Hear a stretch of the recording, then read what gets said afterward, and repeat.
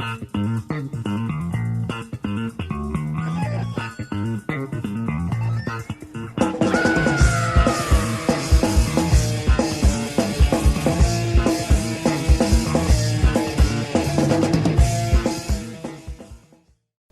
warahmatullahi wabarakatuh. Selamat pagi, salam sejahtera bagi kita semua.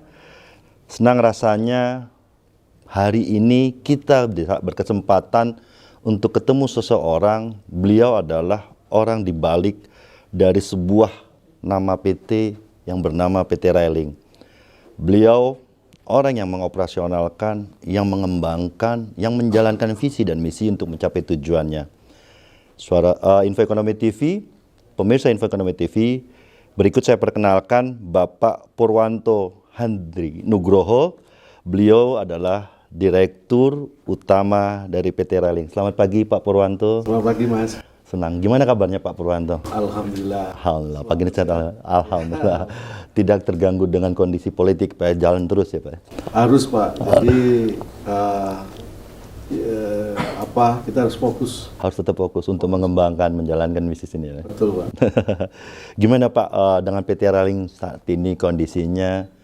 Mungkin pemirsa dari Info Ekonomi TV ingin mengetahui sebenarnya PT Railing itu bergerak di bidang apa? Apa sih rencana-rencananya? Apa sih targetnya di tahun depan? Apalagi saat ini alhamdulillah kita kemarin mendengarkan bahwa teman-teman di MK sudah memutuskan bagaimana mengenai sengketa dari pemilu ini. Harapannya bagi kita semua tentunya ke depan prospek bisnis, perjalanan bisnis akan menumbuh kembangkan Indonesia. Mungkin untuk itu, mungkin Pak Purwanto akan sedikit memberikan apa yang telah dilakukan dari PT Railing ini. Silakan Pak Purwanto. Baik, terima kasih Mas Adib.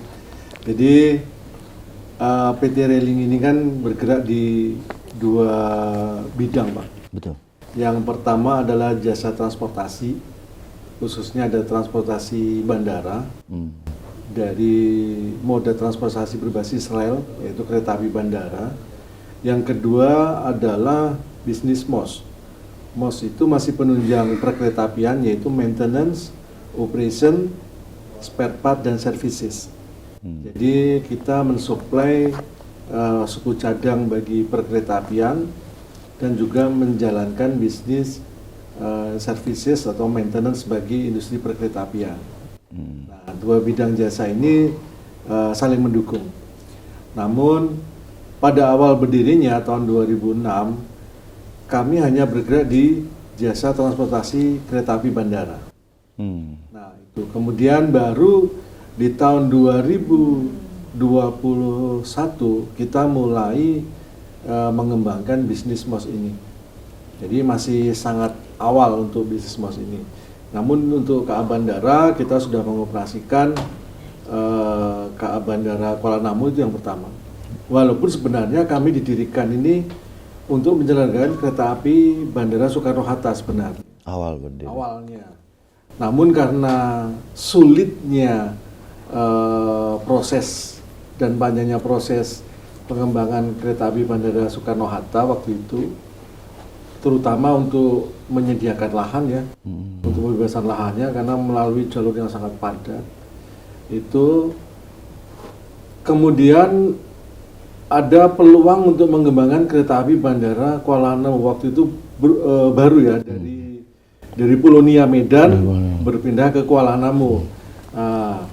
Disitulah kami kemudian bergerak cepat sehingga justru KA Bandara pertama itu yang kami buat adalah di Kuala Namu Medan.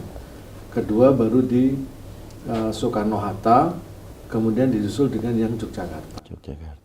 Namun seiring perkembangannya karena kebijakan pemerintah untuk Jabotabek ini supaya intermodanya semakin bagus, maka yang KA Bandara Soekarno-Hatta ini kami serahkan kepada saudara kami PT KCI supaya nanti intermodanya dengan KRL kemudian lebih sinergisitas lah Pak. Nah, sinerginya itu menjadi lebih ngeblend. Jadi kami serahkan yang Jakarta kepada saudara kami PT KCI. Kami sekarang fokus di Yogyakarta dan Medan. Nah, kemudian kami juga Tadi yang MOS kita melayani KAI Group, KAI Group, baik KCI, LRT, kemudian KAI ini suku cadangnya juga kami layani. Jadi suku cadang, maintenance juga ya. Betul. Oke. Boleh tahu nggak Pak kontribusinya terhadap perusahaan ini untuk tahun kemarin antara MOS dengan bandara kereta api bandara ini seperti apa Pak komposisinya Pak? Komposisinya untuk tahun kemarin masih 50-50 Pak. Jadi dari si pendapatan antara pendapatan dari pelayanan kereta api bandara maupun dari MOS masih 50-50. Nah, tapi untuk tahun ini di triwulan 1 saja ini pendapatan MOS-nya sudah jauh meninggalkan. Iya. Artinya prospek bisnisnya sangat sangat bagus. Ya kan? Karena melayani beberapa perusahaan atau beberapa perkeretaapian ya. Betul Pak. Segala macam. Sedangkan untuk KA bandara sebenarnya marketnya kan masih sangat tergantung kepada volume penumpang pesawat. Betul. Dan habit Pak. Betul. Dan habit perilakunya, mau ingin menggunakan kendaraan pribadi atau kendaraan bandaraan atau kereta bandara. Untuk yang di Kuala Namu sendiri dengan yang ada di Jogja, itu dari penumpangnya kita ngomongin habit itu sejauh seperti apa Pak? Ya. Artinya pasti ada pembeda ya Pak ya? Betul sekali. Jadi menurut kami habit yang paling bagus dan memang didukung oleh kondisi geografis juga. Ini yang paling bagus adalah YIA, Jogja. Oh, oke. Jogja itu kami, pangsa pasar kami ada di 60% dari all penumpang pesawat YIA. Karena begini, satu, jaraknya cukup, sekitar 40 km. Kemudian trafiknya juga mau keluar masuk Jogja itu untuk waktu-waktu tertentu itu juga crowded ya, padat. Sehingga waktu tempuhnya itu signifikan Pak. Kereta kami 35 sampai 40 menit. Kalau yang PSO itu 40 menit, kalau yang ekspres itu 35 menit saja waktu tempuhnya. Sedangkan menggunakan jalan raya itu bisa 1,5 jam. Wow. Jadi selisihnya sangat tinggi. Sedangkan di Jogja, begitu kita sampai stasiun Yogyakarta, itu karena Jogja itu kota kecil, itu mau pulang ke rumah, tujuan pulang ke rumah, atau mau bisnis ke kantor, atau mau ke hotel, itu sudah dekat. Oh iya.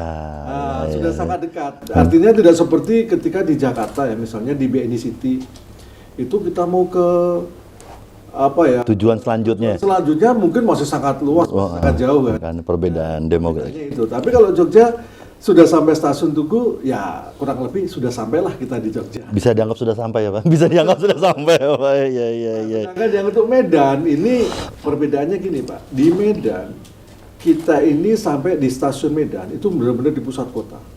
Kita bersebelahan dengan alun-alun Medan. Di situ pusat kota, pusat pemerintahan. Nah, sedangkan pemukiman sebenarnya tidak di situ Pak. Sudah kelewat. Lewat dari jalur. Sehingga kalau orang mau untuk kepentingan pribadi itu cenderung menggunakan kendaraan pribadi. Itu ya. Ya. Tapi kalau untuk pelanggan yang untuk tujuan bisnis cocok. Ya. Jadi makanya kan di sana itu kami survei 80 sampai 85% ya untuk bisnis atau dinas. Gitu. Jadi karena memang ya lokasinya sesuai. Langsung di pusat kota. Sedangkan untuk yang pribadi itu memang tidak banyak. Kalau pribadi biasanya untuk pelancong dari luar negeri. Dari luar negeri kebanyakan menggunakan KA bandara, kemudian nginap di sekitar stasiun. Bahkan banyak juga yang dulu kita mengelola bersama-sama sebuah hotel stasiun itu banyak yang menginap di situ. Menginap di situ, kemudian belanja. Kemudian pulang ke Singapura, ke Kuala Lumpur.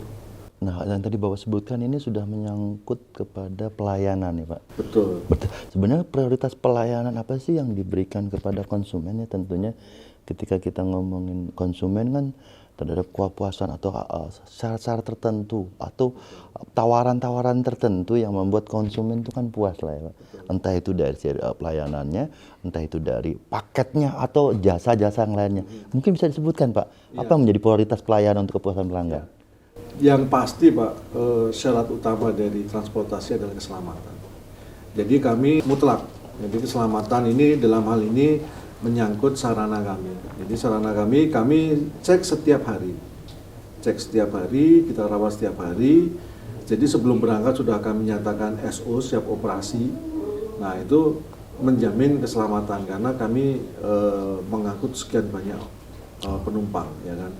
Nah, yang kedua adalah ketepatan waktu. Oke, jadwal berarti ya juga harus. Jadi kami strict di situ. Jadwal ketepatan waktu ini harus mutlak. Jadi ada kepastian bagi pengguna. Untuk ketepatan waktu ini kami sudah mencapai di 98,7%. 98,7%. Sisanya itu ya karena misalnya ada kendala-kendala minor sehingga itu harus terlambat 1-2 menit. Tapi kalau untuk ketepatan waktu rata-rata kami sudah 98,7%. Oke. Itu. Nah, seringkali itu justru penumpang bertanya, bisa nggak sih nunggu kami pesawat kami delay nih landingnya dan segala macamnya. Tidak bisa. Nah, kalau delay berarti nanti harus naik jadwal berikutnya. Oke. Jadi kami harus tetap on time, harus tetap. Nah, kemudian ketepatan waktu, kemudian kenyamanan.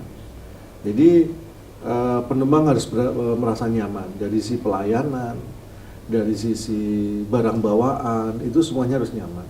Track record kami, pelanggan kami, ketinggalan tas, ketinggalan barang-barang, baik itu yang berharga maupun yang biasa-biasa saja, itu selama masih bisa kami amankan, kembali 100%. Pasti kami temukan dan bisa dikembalikan dengan keadaan utuh. Jadi banyak apresiasi yang kami terima dari kepercayaan tersebut. Artinya keselamatan, kenyamanan menjadi prioritas utama, Pak. Betul. Oke. Nah, kemudian kemudahan. Oke. Kemudahan. Nah, bahwa pelayanan kami harus mudah diakses oleh semua orang dari manapun dan kapanpun. Artinya apa? Kami sebenarnya nggak memiliki loket. Karena tiketing kami semua bisa diakses dari manapun, dari mobile app bisa di-download, mau dari website kami juga bisa, mau dari induk kami KAI Akses juga bisa. Bayarannya juga mudah, mau pakai QRIS, mau pakai debit card, mau pakai kartu kredit, semuanya bisa. All bank bisa, Pak? All bank, semua bisa. Oke. Jadi kenapa seperti itu? Dulu waktu kami mau mengoperasikan KA Bandara Soekarno-Hatta tahun 2019 awal, itu kami mendesain tiketing kami ini mulai tahun 2017. Itu langsung kami desain 100% cashless. Jadi kami tidak ada loket. Dari awal memang sudah seperti itu, Pak? Tidak ada transaksi cash. Kenapa? Kami adalah salah satu pintu gerbang internasional, pintu gerbang masuk ke Indonesia. Jadi bisa dikatakan pintu gerbang wajah perhubungan Indonesia. Betul. Sehingga orang luar yang mau mengakses kami tidak perlu harus punya rupiah, harus punya kartu ATM lokal, kartu transportasi lokal, enggak. Arti kartu kredit sudah bisa ya, Pak? Bisa. Jadi Anda mau menggunakan berbagai macam kan, ada Visa, Alto, mau Mastercard, mau bisa. Artinya pengunjung online-nya Bapak, entah ada itu dalam bentuk website atau aplikasi dan lain-lain, memang sangat tinggi, Pak, ya? Tinggi, Pak. Sangat tinggi. Maka kami selalu meningkatkan kualitas layanan kami, terutama tiketing. Mungkin 2 tahun yang lalu atau 1 tahun yang lalu ya, ketika peak season kita di luar perkiraan kami, pernah tiketing kami agak down. Karena banyaknya pengunjung itu lah ya. Pada peak season, dan itu tengah malam. Justru terjadi tengah malam. Tengah malam karena banyaknya pengunjung down, kemudian kami up lagi. Servernya apa? Ya betul, selalu kami up. Bahkan sekarang jaringan kami pun sudah kami benahi semakin cepat. Nah, inilah yang kecepatan juga ya, kecepatan betul. Untuk ini. Kecepatan. Dalam akses ya. Betul. Jadi kita udah pakai SD-WAN sehingga masyarakat bisa menjadi lebih nyaman, lebih cepat. Mungkin hal ini ya Pak yang mungkin menyebabkan dari PT Railing mendapatkan Top Digital Corporate Brand Award 2024. Karena kan kalau nggak salah dari segi dia punya metodologi adalah sosial media, terus yang kedua adalah Google Search Engines, yang ketiga adalah akses kecepatan akses dan kemudahan dalam masuk dari website itu sendiri. Mungkin hal ini yang menyebabkan ini teman-teman di PT Railing mendapatkan hal ini. Kalau boleh tahu Pak, berarti kalau boleh saya tahu dari sisi Bapak terkesan saya lihat dari tadi itu sudah consumer minded, future minded, karena dari sisi cashless-nya tadi tidak dilakukan. Kemudahan dalam bertransaksi, akses. Sebenarnya latar belakang Bapak ini boleh tahu nggak Pak? Kok Bapak sudah konsumen minded? Artinya gini, berpikir apa sih yang akan diterima atau yang dihadapi oleh konsumen? Karena tadi Bapak mengatakan benar sekali bahwa PT Railing ini bisa menjadi cermin atau wajah dari perhubungan Indonesia. Kalau aksesnya ruwet, cerminan wajah Indonesia perhubungan bisa ruwet kan gitu ya Pak ya? Kan gitu kan Pak ya? Betul. Boleh diceritakan sedikit Pak mengenai background, kok tadi sudah banyak sekali yang dilakukan dari sisi Bapak itu. Iya, sebenarnya panjang. Background saya sendiri sebenarnya ekonomi. Begini ekonomi ya Pak? Ekonomi. Hanya saja tentang IT ini saya pernah memang awal-awalnya mendapatkan tantangan. Jadi di salah satu anak perusahaan KAI yang lain, saya pernah mendapat tantangan bagaimana kita harus membuat parkir di seluruh stasiun Jabodetabek ini tap and go. Jadi nggak ada transaksi cash lagi. Bayangkan kalau misalnya penumpang di stasiun Bogor misalnya begitu bongkar kedatangan, itu ratusan orang semua menggunakan kendaraan harus ngantri, nanti kembalian uang. Itu antrinya betapa panjangnya. Lama sekali mau keluar stasiun. Nah ini harus cukup tap and go. Waktu itu saya dikasih tugas oleh Direktur Utama KAI, Pak Jonan waktu itu. Pak Jonan. 4 bulan. Seluruh stasiun lu mesti bisa tap and go. Siapa? 4 tahun sanggup? Sanggup. Taruhannya jabatan. Kalau nggak selesai, copot kamu. Oh siap. Saya bukan orang IT, tapi di kepala saya bagaimana proses itu bisa dilakukan, logikanya masuk. Makanya saya kumpulkan, saya begitu dapat tugas itu, saya cari teman-teman yang berpengalaman di bidang parkir, kemudian teman-teman IT, udah saya kumpulkan, bahkan saya rekrut dari luar juga. Saya rekrut dari luar, saya kumpulkan, kemudian saya diskusikan, begini logikanya, maksud saya begini dan begitu, mereka bisa menerjemahkan ke dalam bahasa itu. Alhamdulillah 4 bulan bisa diresmikan di seluruh stasiun Jabodetabek. Seluruh stasiun Jabodetabek tap and go. Untuk parkirannya? Ya, jadi sudah nggak ada lagi transaksi cash. Okay. Apakah nyambung dengan yang pintu masuk ke stasiun juga Pak? Yang iya. Artinya nyambung ke situ ya Pak? Bukan hanya parkiran toh? Bukan. Jadi kalau di situ hanya untuk parkir, cuma kartu yang sama yang dimiliki oleh KCI itu pun bisa untuk parkir, juga bisa untuk ke kereta. Jadi nggak perlu ada tambahan kartu-kartu lain ya, dengan kartu itu. Betul. Jadi kita memanfaatkan semua kartu yang ada saja, kartu bank A punya apa, bank B punya apa, bank C punya apa, kemudian KCI sudah punya apa, itu yang kami pakai. Kami nggak membuat kartu khusus tersendiri. Jadi itu yang dipakai. Jadi masyarakat nggak perlu nambah-nambahi isi dompetnya. Tebel-tebelin dompet Pak. Nah, jadi gunakan itu saja. Langsung bisa tap and go. Dan ini diimplementasikan di perusahaan yang Bapak pimpin, Bapak Nagari itu PT Railing, overall artinya cashless semua. Cashless semua. Jadi satu, kenapa cashless? Ya transaksi ke depan pasti akan seperti itu. Jadi uang itu hanya menjadi sebuah simbol kepemilikan kita, ya kan? Sekarang sudah terbukti transaksi sudah online, pembayaran online, semuanya kan uang, kita pegang uang ya paling untuk jajan yang di pinggir jalan. Nah, kemudian yang kedua, kami ini perusahaan yang belum besar. Kalau kami harus bikin loket, itu nambah karyawan, ya kan. Terus handling cash itu juga nggak mudah. Nanti harus store ke bank dan segala macamnya. Jadi kalau cashless saya kira itu lebih menjawab semua menjawab semua tantangan itu ya Pak. tantangan dan kebutuhan. Di tahun 2024 ini Pak, apa nih Pak tantangannya dan apa menjadi target Bapak? Iya, 2024 ini satu memang lebih murah daripada rute yang lain. Dan mereka, oke, saya senang dengan kereta api ini karena jadwalnya tepat dan lebih cepat, ya kan. Cuma kadang saya mengkondisikan memang bisa ditempuh dari jalur manapun dengan moda apapun, tapi yang jelas cepat, nyaman, aman, kemudian juga pasti waktunya adalah kereta api. Jadi kalau kita bilang 40 menit sampai. Jadi orang bisa merencanakan perjalanannya. Oh, pesawat saya jam 12, saya berangkat jam 10, masih aman.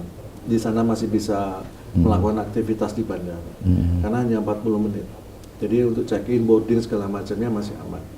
Nah, kedepannya kami juga akan membuat pelayanan yang lebih spesifik lagi. Apa tuh Pak inovasinya berarti Pak? Jadi kami akan menyediakan lounge baik di bandara maupun di stasiun di kota, ya kan?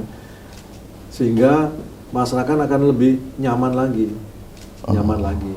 Nah, kemudian kalau yang selama ini kita menggunakan kereta api yang memang sudah ber-AC dan standarnya untuk kelas 1. Nah, mungkin besok kami akan coba membuat diferensiasi untuk kelas yang lebih tinggi, kenyamanan yang lebih tinggi lagi. Karena beberapa kali kita audiensi dengan penumpang itu, ini memang saya butuhkan, ya, dan saya adalah pelanggan setia Anda. Namun selama ini saya malu sebenarnya. Ini terlalu murah. Terlalu murah. Saya malu, gitu. Bisa nggak Anda tingkatkan harganya, tapi pelayanannya bisa Anda tambahin lagi. Kami nggak masalah membayar lebih dengan pelayanan yang lebih lagi. Gitu. Nah, itu beberapa kali dilontarkan kepada kami. Memang layanan kami di beberapa tempat tuh memang lebih murah dari moda yang lain. Memang lebih murah daripada moda yang lain. Dan mereka, saya senang dengan kereta api ini karena jadwalnya tepat dan lebih cepat, ya kan. Cuma kadang saya membayar dengan jumlah segitu itu agak malu, gitu. Bisa nggak ada layanan lebih? Saya bayar lebih, nggak ada masalah. Nah, ini baru akan kita dalami lagi. Apakah itu hanya permintaan 1-2 orang saja yang memang, apakah memang sudah mewakili konsumen secara keseluruhan? Konsumen secara keseluruhan. Jadi itu. Jadi memang berarti ada beberapa segmen yang berbeda sebenarnya. Selama ini kan kita satu segmen saja. Betul. Ya kan? Kalau memang nanti memang beberapa konsumen yang memang jumlahnya signifikan untuk kita layani untuk membutuhkan kelas yang lebih berbeda, nggak ada masalah. Artinya kalau bisa dikatakan mendengarkan konsumen dan memberikan kepuasan konsumen menjadi kunci Bapak dalam menjalankan PT Railing ini ya. Betul. Karena konsumen tetap nomor 1 ya Pak. Nomor 1. Dan menjadi kepuasan pelanggan adalah nomor 1 juga Pak. Betul. Kami nggak berani terlalu berspekulasi dengan pelanggan. Jadi apa yang kami lakukan tuh benar-benar harus itu yang dibutuhkan oleh pelanggan. Bahkan di Kuala Namu Pak, Kuala Namu itu kami sudah beroperasi 11 tahun. Sampai 10 tahun, itu kami merugi di sana. Tapi apakah pelayanan kami berkurang? Enggak. Komitmen pelayanan itu tidak boleh berkurang. Tidak boleh menurun. Kepuasan pelanggan tetap nomor 1. Harus nomor 1. Jadi bagaimana kami survive? Ya kami subsidi silang. Ya dari Jogja, dari MOS, gitu. Jadi subsidi silang supaya itu tumbuh. Nah sekarang kita kembangkan lagi karena yang Medan ini sudah sampai Binjai sekarang. Sampai Binjai sekarang volume penumpangnya mulai naik lagi kan. Ya alhamdulillah. Nah ini konsumennya lebih luas lagi ya jangkauannya. Semakin bergairah lagi. Ya. semakin bergairah lagi. Artinya menambah stasiun lagi, Pak. Betul. Itu kuncinya berarti menambah stasiun, Pak ya. Ya, betul. Target kedepannya artinya inovasi, terus meningkatkan pelayanan dan kepuasan konsumen menjadi prioritas nomor 1. Betul. Ada lagi nggak, Pak? Terakhir nih, Pak, satu pertanyaan terakhir, kira-kira apa, Pak? Nah, ini terakhir ya, karena kami BidisMOS ini harus kami speed up ya, karena ini pasarnya sangat besar, ya, speed up. Maka kami bercita-cita ya, tahun ini kalau nggak tahun depan, kami sudah mendapatkan mitra yang cukup bagus sebenarnya. Nah, tinggal bagaimana nanti kami mengembangkan pasar. Kalau mitra kami sepakat dan percaya dengan pasar yang ada di Indonesia, kami ingin membangun pabrik propulsi yang saat ini Indonesia belum miliki. Oh, pabrik apa itu, Pak, propulsi? Jadi perkeretaapian Indonesia yang menggunakan penggerak sendiri seperti KRL atau IMU, KRD di IMU itu membutuhkan propulsi. Propulsi adalah sistem yang mengontrol dan mengatur serta menggerakkan sarana itu. Oh. Gitu. Jadi itu yang belum kita miliki. Industri kita selama ini hanya baru membuat kerangkanya, ya, bodinya, sedangkan penggerak propulsinya itu masih impor. Masih impor semua. Masih impor. Nah, kami Jangan itu menjadi bagian utama atau bagian penting ya? paling penting, Pak. Paling Karena itulah yang nanti yang membuat sarana ini bisa bergerak, dikontrol, pengeremannya, kemudian AC-nya, segala macamnya, sistem kontrolnya itu ada di propulsi. Dan itu komputer semua. Oke, Ya, oke. komputer semua dan perangkat lunak semua di situ. Sangat rentan, tapi itu sangat dibutuhkan. Ya. Nah, selama ini kami sudah supply ke kolega kami baik di KCI maupun di KAI. Nah, ini harapannya ketika pasar nanti berkembang dan jaringan kereta api juga semakin luas, ini akan sangat dibutuhkan. Maka kami rencananya kalau tidak tahun ini, tahun depan kita akan investasi untuk membuat Pabriknya itu ya. propulsi, khusus propulsi. Semoga lancar, semoga sukses, Pak. Dan saya yakin itu bisa dilakukan oleh seorang Pak Purwanto ini. Karena mempunyai visi dan misi yang clear, Pak. Kenyamanan, inovasi menjadi nomor 1 buat Bapak. Oke, demikian bincang-bincang saya dengan Pak Purwanto. Semoga bisa diambil insight-nya dan inspirasinya bagi seorang Pak Purwanto yang mungkin bisa diambil oleh para pemirsa Info Ekonomi TV. Sekian, pemirsa, selamat siang. Terima kasih, Pak Purwanto. Terima kasih, Pak Sarah.